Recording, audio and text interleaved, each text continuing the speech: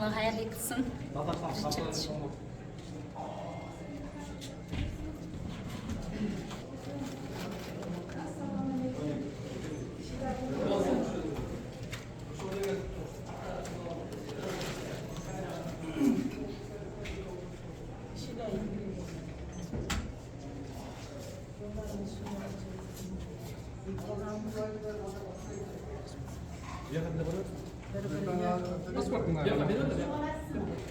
Hadi şimdi.